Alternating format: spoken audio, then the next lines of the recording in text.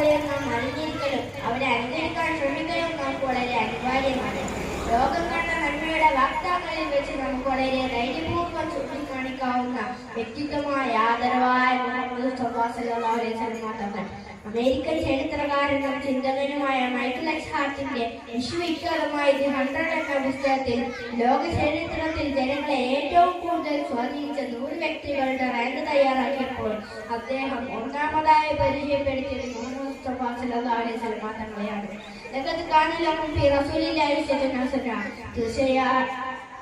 തീർച്ചയായും തിരുദൂതരിൽ നിങ്ങൾക്ക് മഹിതമായ മാതൃകയുണ്ടെന്ന് വിശുദ്ധ ഖുർആനിലൂടെ അല്ലാഹു തആല ഉണർത്തുന്നുണ്ട്. ഇന്ന് പക്ഷേ പലരും റോൾ മോഡലാക്കുന്നത് കലാകായിക താരങ്ങളെയും സിനിമാ താരങ്ങളെയുമാണ്. ഇത് കേവലം നൈമിഷികവും അർത്ഥശൂന്യവുമാണെന്ന് നാം മനസ്സിലാക്കണം. കാരണം നമുക്ക് ഇന്നേ വരെ ഒരു ഉപകാരവും ചെയ്തു തരികയോ ഭാവിയിൽ ചെയ്തു തരികയോ ചെയ്യാത്ത മനുഷ്യരുടെ പിറകെ നാം എന്തിനു കൂടണം?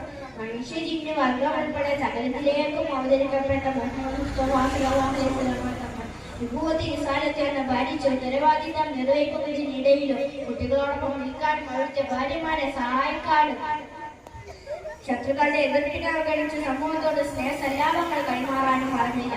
ചുരുക്കത്തിൽ ഇത്രയും നല്ലൊരു പ്രവാചകന്റെ അനുയായിയായി ജനിക്കാൻ അവസരം ലഭിച്ചിട്ടുപോലും നമ്മിൽ പലരും എരുത്തിന്റെ ശക്തികളെയാണ് പ്രണയിച്ചുകൊണ്ടിരിക്കുന്നതും പിൻപറ്റിക്കൊണ്ടിരിക്കുന്നതും.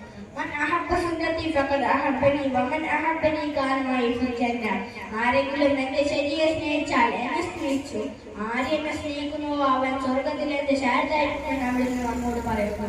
ആയതിനാൽ നബിസല്ലല്ലാഹു ആത്മാർത്ഥമായി സ്നേഹിക്കാനും അവരുടെ മാതൃകയനുസരിച്ച് ജീവിക്കാനും നാഥൻ തൗഫീഖ് ചെയ്യട്ടെ. ആമീൻ. ഇത്രയും പറഞ്ഞുകൊണ്ട് ഞാൻ എന്റെ പ്രസംഗം ഉപസംഹരിക്കുന്നു. അസ്സലാമു അലൈക്കും വറഹ്മത്തുള്ളാഹി തആല വബറകാതുഹു.